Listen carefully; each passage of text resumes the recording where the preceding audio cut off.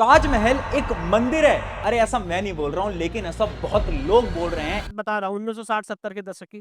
तो उन्होंने स्वयं ताजमहल में नीचे हिंदू देवी देवताओं की मूर्तियां देखी। इवन कुछ लोगों ने तो ना इस चीज के ऊपर इंडियन गवर्नमेंट के ऊपर केस तक कर दिया था, ये प्रूव करते हुए कि ये जो ताजमहल है ना, पहले ये शिव मंदिर हुआ करता था, जिसको तोड़ के यहां पर शाहजहां ने ताजमहल बना दिया। सिर्फ इतना ही नहीं, ये जो ताजमहल है ना, इसके पीछे छुपी हैं बहुत सारी मिस्ट्रीज। जैसे कि एक मिस्ट्री आती है कि ताजमहल के अंदर वो जो कुछ बंद दरवाजे हैं, यानी 22 बंद कमरे, आखिर उनके पीछे क्या छुपा हुआ है, क्या राज है। और सिर्फ इतना ही नहीं, एक मिस्ट्री तो ये तक बोलती है कि शाहजहां ने जितने भी वर्कर्स थे ना जो काम कर रहे थे ताजमहल में, उन सबके हाथ कटवा दिए थे। लेकिन क्या ये बात सही भी है या फिर एक नॉर्मल सी अफवाह? तो चलिए आज समझते हैं ताजमहल की पूरी हिस्ट्री और कुछ ऐसी मिस्ट्रीज जिसके बारे में अगर आप सुनोगे ना तो आज आप शॉक हो जाओगे। दुनिया का 7वां अजूबा, प्यार की निशानी और अद्भुत कलाकारी। लोगों के मन में ताजमहल की यही अमिट छाप बैठी हुई है। ताजमहल में मुख्य मकबरे और चमोली फर्श के नीचे 22 कमरे बने हुए हैं, जिन्हें बंद कर दिया गया था।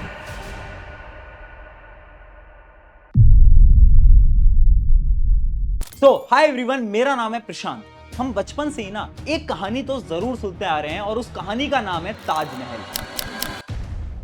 यानी जो ताजमहल है ना, ये एक प्रेम की निशानी है जिसको बनाया था शाहजहां ने अपनी वाइफ, जिनका नाम था मुमताज महल। इनके लिए इन्होंने ये पूरा का पूरा ताजमहल बनाया था। अब इसके पीछे की कहानी ऐसी है ना कि जो मुमताज थी वो अपने बच्चे को जब जन्म दे रही थी, उस समय पर अनफॉर्चुनेटली उसकी डेथ हो जाती है, जिसकी वजह से शाहजहां ये सोचते हैं कि अब उनकी निशानी के तौर पे वो ताजमहल जैसी इतनी बड़ी इमारत बनाकर रहेंगे। और इसी ताजमहल का काम शुरू होता है ईयर 1632 के अंदर, और इसके अंदर 20,000 से ज्यादा लोग काम करते हैं इस ताजमहल को बनाने के लिए। और इतने लोग काम करते हैं, लेकिन फिर भी इसको बनाने में 22 साल लग जाते हैं। यानी 1653 के अंदर ये पूरा का पूरा शानदार ताजमहल, जो कि आज के समय पर 7th wonder of the world बोला जाता है, वो बनके तैयार हो जाता है। लेकिन ये तो वो कहानी है जो कि हम बचपन से सुनते आ रहे हैं। रियलिटी क्या है? अब देखो, इसके पीछे ना 3 थ्योरीज हैं जो कि आजकल बहुत ज्यादा वायरल हो रही हैं। जैसे कि सबसे पहली थ्योरी, इतने पुराने समय में यानी 17th सेंचुरी के अंदर आखिर इतना एडवांस आर्किटेक्चर शाहजहां ने बनाया कैसे? क्या इसके पीछे कुछ ऐसी सुपर नेचुरल पावर्स थी जिनकी मदद लेके शाहजहां ने उस समय पर यह ताजमहल बनाया? पावर्स का नाम है एलियंस। हाँ, यानी कुछ लोग ये मानते हैं कि जो ताजमहल है ना, ये एलियंस की मदद से बन पाए। फिर आती है थ्योरी नंबर 2, जो कि ये है कि ताजमहल बनने के बाद जितने भी वर्कर्स थे ना, उन सब के हाथ काट दिए गए थे। और फिर आती है सबसे इंटरेस्टिंग थ्योरी नंबर 3, जो कि है ताजमहल पहले एक मंदिर था, यानी शिव मंदिर, जिसको तोड़ के यहां पर ताजमहल बनाया गया। इन तीनों थ्योरीज के एक एक करके आपको विद प्रूफ रियलिटी चेक देता चलूंगा। सबसे पहले पहली थ्योरी की बात करते हैं। क्या सच में ये जो ताजमहल है ये एलियंस की मदद से बन पाया था? तो देखो, ये जो थ्योरी है ना, ये आजकल इतनी ज्यादा वायरल इसलिए हो रही है क्योंकि ताजमहल का जो आर्किटेक्चर है ना, वो एकदम नेक्स्ट लेवल है। यानी उसकी जो टेक्नोलॉजी है वो तो हम आज के टाइम पे भी अचीव नहीं कर पा रहे हैं। आज से कुछ साल पहले आईआईटी दिल्ली और एएसआई यानी आर्कियोलॉजिकल सर्वे ऑफ इंडिया ने कुछ सर्वे किया था ताजमहल के अंदर, जिससे उनको 5 फैक्ट के बारे में पता चला, जिससे कि पूरी दुनिया शॉक हो गई थी। मैं एक एक करके वो फैक्ट बताता हूं। सबसे पहला आता है फैक्ट नंबर 1, डोम आर्किटेक्चर। यानी ये जो ताजमहल है ना, इसका जो ऊपर वाला पोर्शन है इसको हम डोम बोलते हैं। और पता है, इसका ये जो डोम है ना, ये कोई नॉर्मल डोम नहीं है। इस बड़े से डोम के अंदर एक और छोटा डोम है, और ये बड़े और छोटे डोम के बीच का गैप है 7 मीटर। पता है ये गैप क्यों रखा गया है? ताकि अंदर की आवाज बाहर ना जाए, बाहर की आवाज अंदर ना जाए, और टेम्परेचर कंट्रोल रहे। यानी ताजमहल के बाहर चाहे जितनी गर्मी पड़ रही हो, ताजमहल के अंदर वो गर्मी महसूस भी नहीं होती। फिर आता है फैक्ट नंबर 2, ऑप्टिकल इल्यूजन। अब देखो, ऑप्टिकल इल्यूजन कैसे? अगर आप ताजमहल कभी घूमने गए होगे तो आपने एक चीज नोट करी होगी कि इसका कलर बदलता रहता है। अगर आप एकदम सुबह जाओगे, मॉर्निंग के अंदर जाओगे, तो ताजमहल का कलर आपको पिंक दिखाई देगा, दिन में यह कलर आपको व्हाइट दिखाई देगा, और तभी जब आप रात या फिर शाम को जा रहे होगे, जब सनसेट हो रहा होगा, उस समय पर यह कलर गोल्डन दिखाई देगा। अब ये पता है क्यों होता है? क्योंकि ताजमहल ना पूरा मार्बल से बना है, और एक स्पेशल टाइप का मार्बल है जिसको मकराना बोलते हैं। अब ये जो मार्बल है ना, ये सनलाइट की मदद से अपने कलर्स को चेंज करता रहता है। और फिर आता है fact number 3, golden ratio symmetry. ये ना बहुत इंटरेस्टिंग है। देखो ताजमहल की जब स्टडी हुई ना तो ये पता चला ताजमहल का पूरा स्ट्रक्चर एक रेशियो को फॉलो करता है और उस रेशियो का नंबर है 1:1.618। अब ये जो रेशियो है ना ये बहुत ज्यादा स्पेशल रेशियो है, क्योंकि साइंस ये बोलती है इस रेशियो में अगर हम किसी भी चीज को बनाएंगे वो बहुत ज्यादा सुंदर दिखाई देगी। इवन एक बहुत फेमस पेंटर है जिनका नाम है दा विंची, आपने कभी ना कभी उनका नाम तो सुना होगा। वो अपनी पेंटिंग्स को इसी रेशियो में ड्रॉ किया करते थे ताकि उनकी पेंटिंग्स बहुत सुंदर दिखाई दे। फिर आता है हमारा फैक्ट नंबर 4, पंपलेस फाउंटेन्स। यानी ताजमहल के अंदर ना बहुत सारे फाउंटेन्स हैं, अराउंड 53 फाउंटेन्स इन ओवरऑल। लेकिन इन फाउंटेन्स के अंदर पंप ही नहीं है तो आखिर पानी बाहर कैसे आता है? तो यहां पर भी इन्होंने ओल्ड साइंस का इस्तेमाल करा है, यानी कुछ कॉपर वेसल्स लगाई हैं जिसकी मदद से वो प्रेशर जनरेट करते हैं और पानी को बाहर निकाल के आ पाते हैं। और फिर आता है फिफ्थ फैक्ट और सबसे इंटरेस्टिंग फैक्ट, कैलीग्राफी इल्यूजन। अब देखो अगर आपने नोट करा हो ताजमहल के ना कुछ चीजें लिखी हुई हैं। अब अगर आप ऊपर से देखोगे तो भी आपको वो फॉन्ट का साइज सेम दिखाई देगा, अगर आप नीचे से देखोगे तो भी आपको उस फॉन्ट का साइज सेम दिखाई देगा।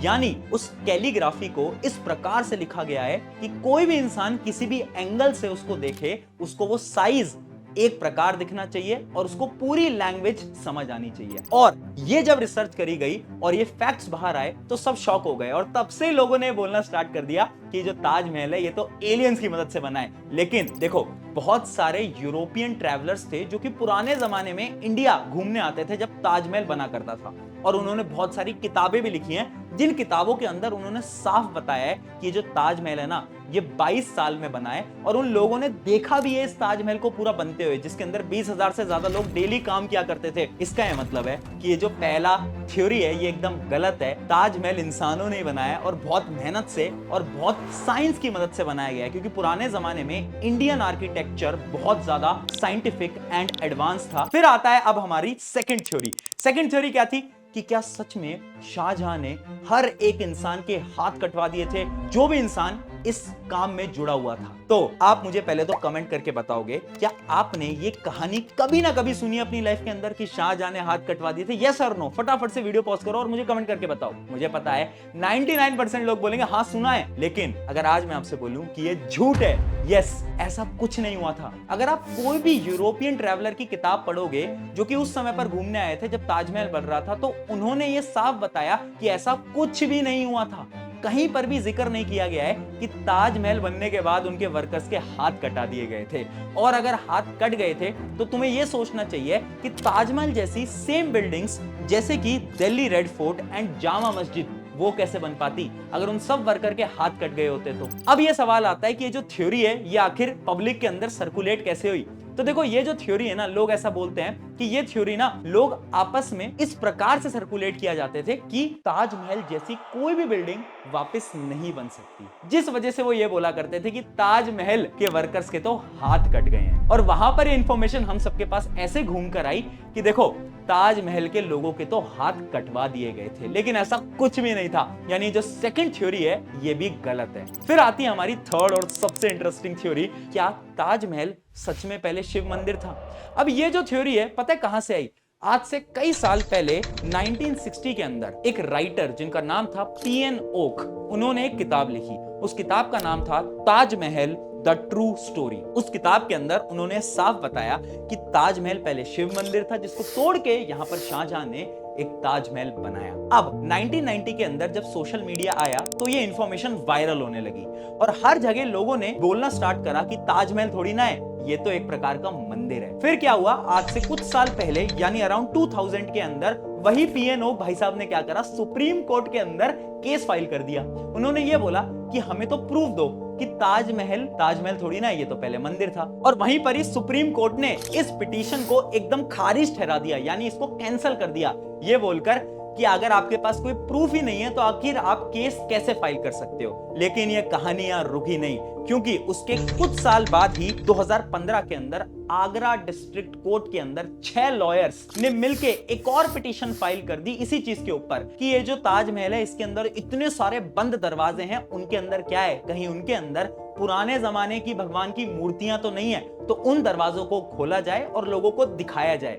ये कहानी यहां पर भी नहीं रुकी। उसके कुछ सालों बाद कई FIRs और कई लीगल पिटीशंस फाइल की गई, लेकिन 2022 के अंदर जब इस केस को वापस से ओपन किया गया ना, तो यहां पर क्या हुआ कि जो ASI था यानी archaeological survey department of India, इन्होंने ना प्रूफ साबित कर दिए कि देखो 1960s के अंदर 1990s के अंदर हमने फोटोज ली थी उन बंद दरवाजों की, और उन बंद दरवाजों के अंदर कुछ भी नहीं है, ये तो एकदम खाली कमरे हैं। और ये कमरे ना पुराने जमाने में वो जो पूरी इमारत है उसको सपोर्ट देने के लिए बनाए गए थे, यानी ये जितनी भी थ्योरी थी ये भी इनवैलिड प्रूव हो गई।